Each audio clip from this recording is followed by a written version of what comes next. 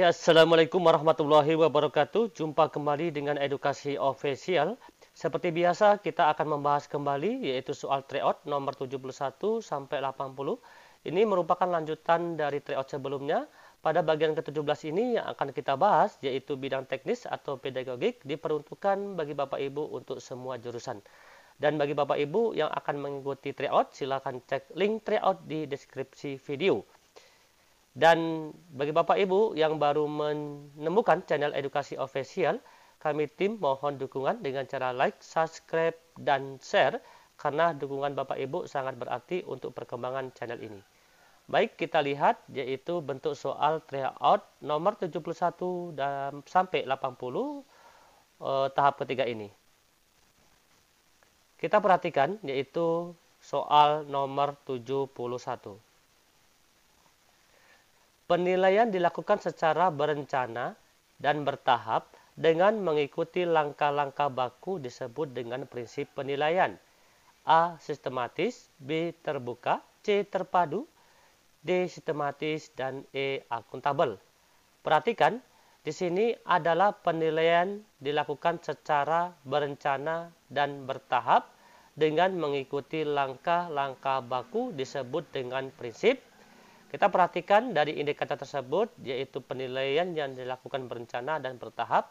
Ini merupakan prinsip dari sistematis. Berarti jawaban yang benar adalah A, yaitu prinsip penilaian sistematis yang mana dilakukan secara berencana dan bertahap dengan mengikuti langkah baku disebut prinsip penilaian sistematis. Kita perhatikan, yaitu pembahasannya. Di sini kunci jawabannya adalah A, karena yang dikatakan sistematis itu merupakan penilaian dilakukan secara berencana dan bertahap dengan mengikuti langkah-langkah baku yang sudah ditentukan terlebih dahulu. Berarti untuk nomor 71 ini adalah prinsip penilaian sistematis.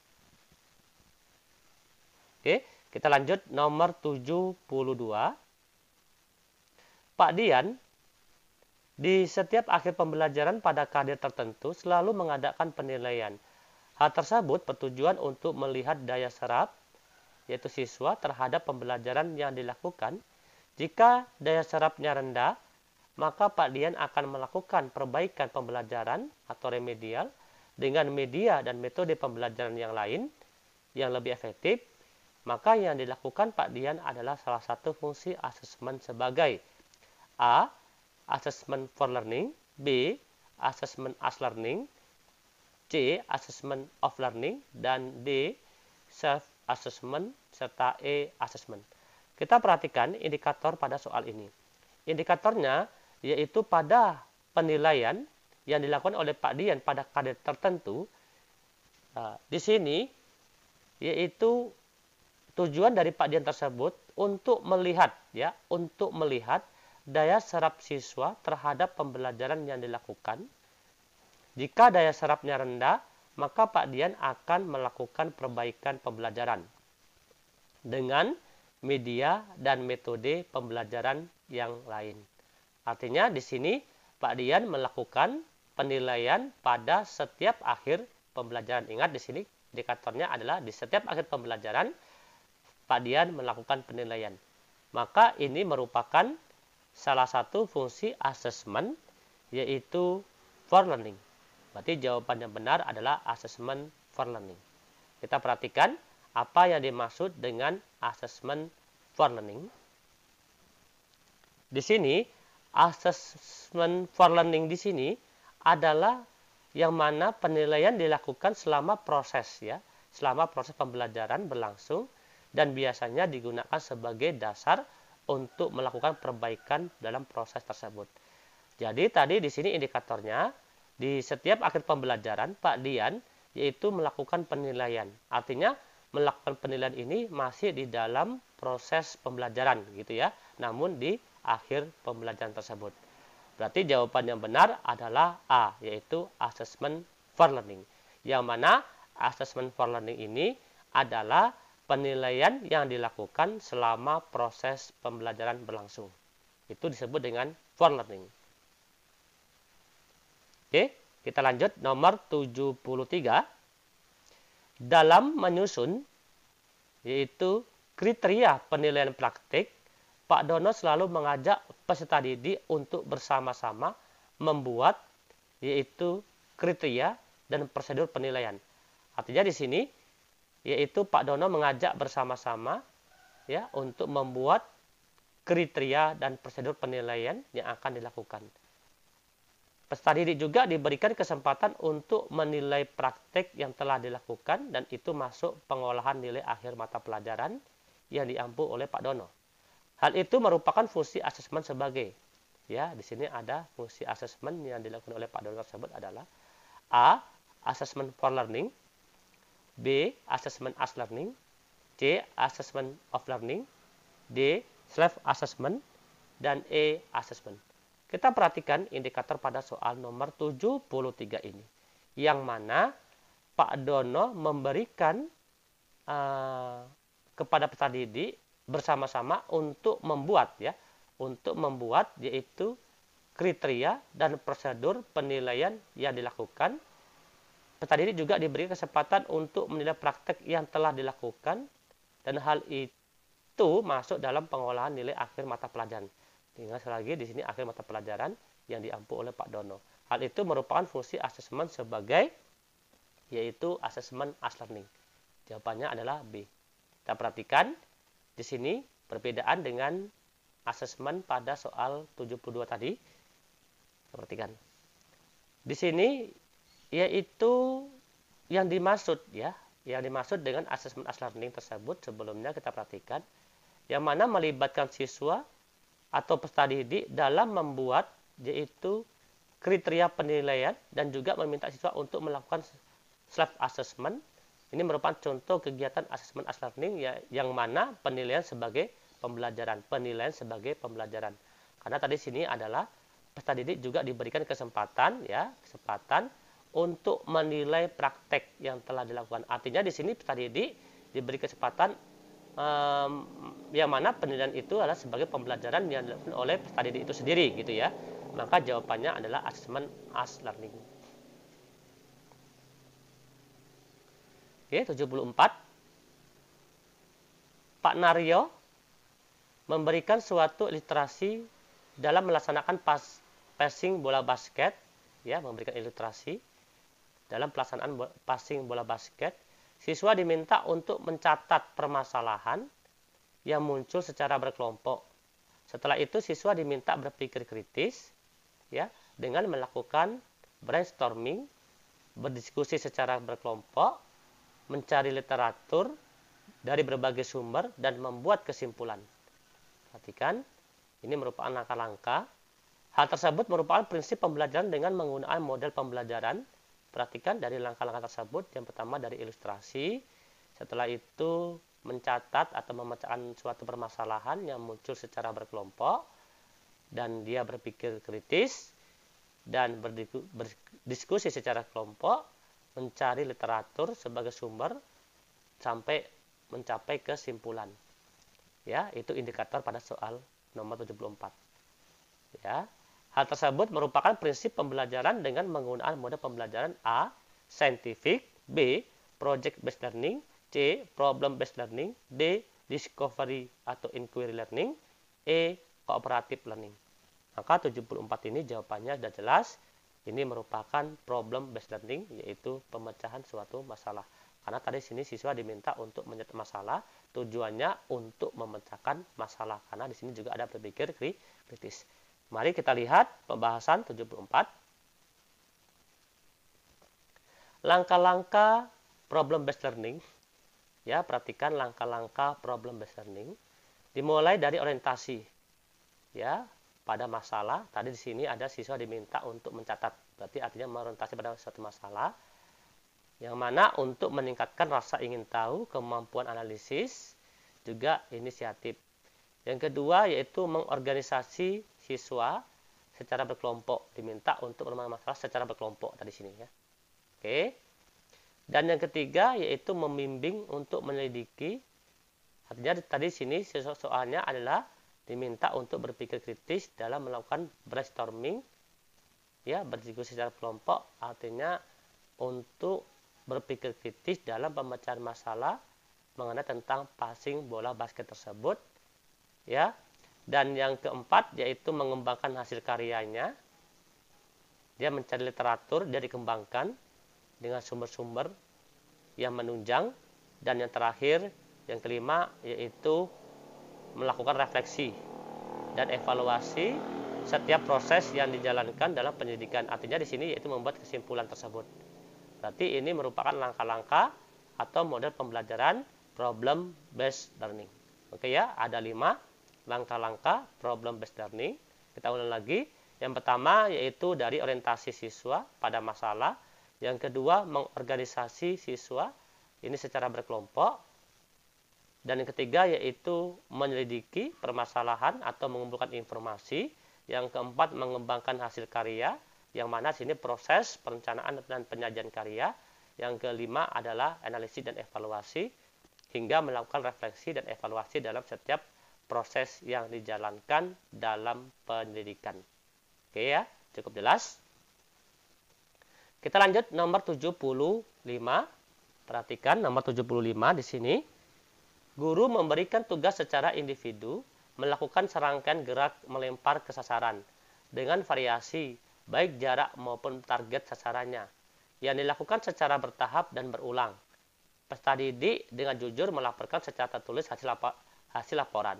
Peserta didik yaitu dengan jujur melaporkan secara tertulis hasil lemparan. Dalam setiap sesi, tugas gerak yang dilakukan. Tugas dari guru yang diberikan tersebut bertujuan untuk menilai aspek. Perhatikan, indikator pada soal nomor 75 ini, di sini peserta didik diberi kepercayaan, yaitu untuk mencatat dan melaporkan hasil lemparannya secara tertulis ya kepada guru tersebut. Maka ini merupakan penilaian aspek A, sikap dan keterampilan, B, pengetahuan dan keterampilan, C, keterampilan, D, sikap sosial, dan E, pengetahuan. Perhatikan, di sini indikatornya adalah jujur, yaitu jujur melaporkan hasil secara tertulis hasil lemparan tersebut. Maka jujur itu merupakan yaitu sikap, ya sikap. Berarti jawabannya di sini adalah A, yaitu sikap. Sikapnya adalah jujur melaporkan secara tertulis hasil lemparan. Keterampilannya mana? Yaitu hasil lemparan tersebut. Ya, oke. Berarti yang mana jawabannya adalah sikap dan keterampilan. Kita lihat pembahasan. Melakukan serangkaian gerak melempar ke sasaran adalah penilaian keterampilan. Praktik, ya. Sedangkan jujur itu melaporkan termasuk penilaian sikap. Berarti sudah jelas yaitu A, sikap dan keterampilan. Oke, kita lanjut. 76. Seperangkat rangkaian atau seperangkat rencana dan pengaturan mengenai tujuan, isi, dan bahan pelajaran serta cara digunakan sebagai pedoman penyelenggaraan kegiatan pembelajaran untuk mencapai tujuan pendidikan tertentu adalah, perhatikan indikatornya adalah seperangkat rencana dan pengaturan mengenai tentang tujuan, isi, dan bahan pelajaran serta cara yang digunakan sebagai pedoman penyelenggaraan kegiatan pembelajaran untuk mencapai tujuan pendidikan tertentu adalah A, silabus, B, RPP, C, garis-garis besar program pembelajaran, D, kurikulum, E, perangkat pembelajaran. Perhatikan indikatornya adalah mengenai tentang yaitu tujuan, isi, dan bahan pelajaran. Untuk 76 ini merupakan yaitu rangkaian atau pembelajaran untuk mencapai tujuan pendidikan tertentu adalah kurikulum. Berarti jawabannya adalah D, 76. Kita lihat. Kurikulum adalah seperangkat rencana dan pengaturan mengenai tujuan, isi, dan bahan pelajaran serta cara yang digunakan sebagai pedoman penyelenggaraan kegiatan pembelajaran untuk mencapai tujuan pendidikan tertentu. Berarti jawabannya adalah D, yaitu kurikulum. Oke, kita lanjut. Nomor 77. Ya. Semua guru diharapkan mempunyai kompetensi profesional. Salah satunya adalah pentingnya mempelajari yaitu psikologi agar bisa memahami karakter peserta didik. Adapun salah satu karakteristik remaja adalah sebagai berikut. Ini indikatornya adalah karakter remaja. A. Kemauan berpikir sangat terbatas. B. Ketidakstabilan emosi. C. Belajar bergaul dengan teman sebaya. D. Mulai mengembangkan peran sosial. E. Penurut. Kita perhatikan indikator. Karakter peserta didik itu adalah yang mana karakter peserta didik atau karakter tingkat remaja itu adalah ketidakstabilan emosi. Itu merupakan karakter yang mempelajari mengenai tentang psikologi. Berarti jawabannya adalah B, yaitu ketidakstabilan emosi. Biasanya ketidakstabilan emosi ini yaitu dialami oleh anak-anak remaja, ya. Oke. Kita lihat di sini. Karakteristik remaja itu ada 4. Yang pertama, emosi mulai meninggi atau tidak stabil. 2, independen dan pemberontak. 3, sosialisasi lebih banyak dengan teman sebaya. 4, memisahkan diri dari keluarga. Dan 5, yaitu perkembangan kognitif mulai lebih. Berarti sudah jelas ya, berarti ada 5, yaitu karakteristik remaja sampai ke perkembangan kognitif tersebut. Oke, kita lanjut nomor 78.